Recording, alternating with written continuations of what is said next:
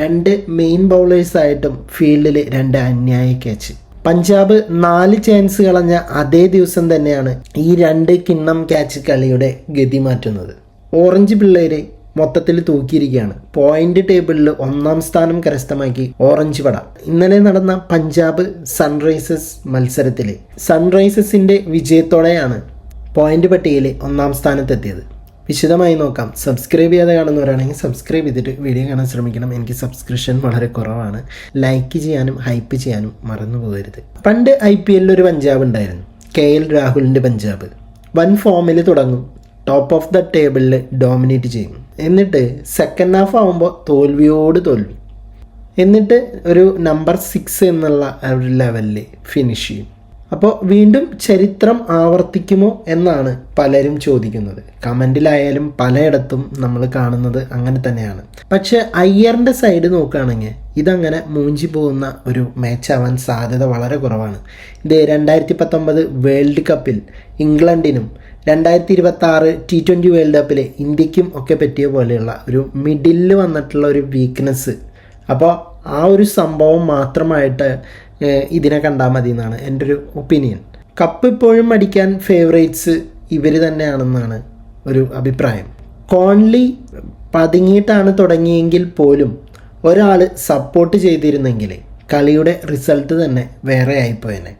ഒരു ഇപ്പുറത്ത് നിന്ന് ഒരാൾ കളിക്കുന്നുണ്ടെങ്കിൽ ഒന്ന് സ്റ്റാൻഡ് ചെയ്യാൻ അപ്പുറത്തൊരാൾ ഉണ്ടായിരുന്നെങ്കിൽ ഒരു പക്ഷേ കളിയുടെ ഗതി ഇതാവുമായിരുന്നില്ല. ഉറപ്പായിട്ടും പഞ്ചാബ് കിങ്സ് ഈ ബിഗ് സ്കോർ ചേസ് ചെയ്തേനെ. അപ്പോൾ ഹൈദരാബാദും പഞ്ചാബുമായിട്ടുള്ള മത്സരത്തിൽ ഹൈദരാബാദിൻ്റെ ഹോം ഗ്രൗണ്ടിൽ സൺറൈസേഴ്സിന് 33 റൺസിൻ്റെ വിജയമാണ് സ്വന്തമാക്കിയിട്ടുണ്ടായിരുന്നത്. ബാറ്റിങ്ങിൽ സൺറൈസേഴ്സ് ഹൈദരാബാദ് കംപ്ലീറ്റ് ആയിട്ട് ഡോമിനേറ്റ് ചെയ്തെങ്കിലും പഞ്ചാബ് കിങ്സ് ഫൈറ്റ് ബാക്ക് ചെയ്തിരുന്നു. പക്ഷേ ഫൈറ്റ് ബാക്ക് എന്ന് പറഞ്ഞാൽ ഒരാൾ മാത്രമാണ് ഫൈറ്റ് ബാക്ക് ചെയ്യാനുണ്ടായിരുന്നത്. അതുകൊണ്ട് തന്നെയാണ് കളി ജയിക്കാതെ പോയതും. ടാർഗറ്റ് വളരെ വലുതായിരുന്നു എന്നുള്ളത് ഒന്നാമത്തെ കാര്യമാണ്. പക്ഷേ രണ്ടാമത്തെ കാര്യം, കോൺലി ഇന്നലെ സെഞ്ചുറി അടിച്ചിട്ടുണ്ടായിരുന്നു. ഒരു മിന്നുന്ന സെഞ്ചുറിയാണ് അദ്ദേഹം നേടിയത്. പക്ഷേ അദ്ദേഹത്തിൻ്റെ സെഞ്ചുറിക്കും ടീമിനെ വിജയിപ്പിക്കാനായില്ല. കാരണം എന്താ, അപ്പുറത്ത് ഒരാളുടെ സപ്പോർട്ട് ഇങ്ങനെയൊക്കെ കിട്ടിയിട്ടില്ല. അപ്പുറത്ത് വിക്കറ്റുകൾ ഇങ്ങനെ തുരുതുരാ കൊഴിഞ്ഞ് പോയിക്കൊണ്ടേയിരുന്നു. ഒരാൾ അവിടെ സ്റ്റാൻഡ് ചെയ്ത് നിന്നിരുന്നെങ്കിൽ ഒരു പക്ഷേ റിസൾട്ട് ഇതാവുമായിരുന്നില്ല.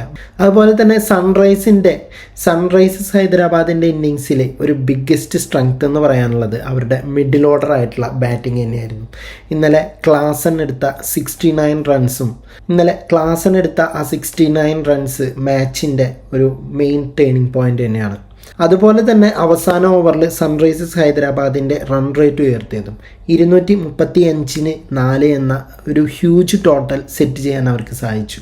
പഞ്ചാബ് കിങ്സ് മറുപടി ബാറ്റിങ്ങിന് ഇറങ്ങിയപ്പോൾ തുടക്കം മുതലേ തന്നെ അവർക്ക് പഴച്ചു. പിന്നീട് കൂപ്പർ കോൺലിയാണ് ഒരു ഒറ്റയാൾ പോരാട്ടമായിട്ട് അവിടെ നിലയുറച്ച് നിന്ന് നടത്തിയത്. അദ്ദേഹത്തിൻ്റെ പാർട്ടായിട്ടുള്ള ഒരു 107 റൺസ് അടിച്ചിട്ട് മാച്ച് ലൈവ് ആക്കിയിട്ടുണ്ടായിരുന്നു. പക്ഷേ മറ്റുള്ള ബാറ്റേഴ്സ് ഒരു കൺസിസ്റ്റൻസ് ആയിട്ടുള്ള ഒരു സപ്പോർട്ട് കൊടുക്കാത്തത് മൂലം, അതുപോലെ തന്നെ സൺറൈസേഴ്സ് ഹൈദരാബാദിൻ്റെ ബൗളേഴ്സിൻ്റെ ഒരു ഡിസിപ്ലിനും ഒക്കെയാണ് ഇന്നലത്തെ കളി ഹൈദരാബാദ് വിജയിക്കാനുണ്ടായ കാരണം. എനിക്ക് തോന്നുന്നത് മാച്ച് ടേണിംഗ് പോയിന്റ് എന്ന് പറഞ്ഞു കഴിഞ്ഞാൽ സൺറൈസേഴ്സ് ഹൈദരാബാദിൻ്റെ ഒരു ഡെത്ത് ഓവർ ബാറ്റിംഗ് ആണ്. അവസാന ഓവറിൽ വന്ന എക്സ്ട്രാ ഉണ്ടല്ലോ, അതാണ് 25 റൺസ് 30 റൺസിൻ്റെ ഇടയിലാണ് വന്നത്. അതായിരിക്കും Punjab Kings 11 chase almost impossible ആക്കിയത്. അപ്പോൾ ഇന്നലെ കളിച്ച കളിയിൽ എൻ്റെ ഒരു അഭിപ്രായത്തിൽ പഞ്ചാബ് കിങ്സ് 11 ഒന്നും കൂടി ഒരു ഫീൽഡിങ്ങിലും അതുപോലെ തന്നെ ബാറ്റിങ്ങിലെ ഒരു കൺസിസ്റ്റൻസിയൊക്കെ ഒന്നും കൂടി ഒന്ന് കീപ്പ് ചെയ്യാനുണ്ട്. അപ്പോൾ ഫീൽഡിങ് ഒന്നും കൂടി ഒന്ന് പെർഫെക്റ്റ് ആക്കാനുണ്ട്. അപ്പോൾ പോണ്ടിങ്ങിന് ഇനി ഉറക്കമില്ലാത്ത രാത്രിയാവാനാണ് സാധ്യത. ഓക്കെ, അപ്പം നിങ്ങളുടെ അഭിപ്രായത്തിൽ മാൻ ഓഫ് ദ മാച്ച് കൊടുക്കേണ്ടിയിരുന്നത് ക്ലാസനായിരുന്നോ അതോ കോൺലിക്കായിരുന്നോ? നിങ്ങളുടെ അഭിപ്രായങ്ങൾ, വിലപ്പെട്ട അഭിപ്രായങ്ങൾ താഴെ കമൻറ്റ് ബോക്സിൽ രേഖപ്പെടുത്തുക. പോയി വരാം അടുത്തൊരു വീഡിയോ ആയിട്ട്.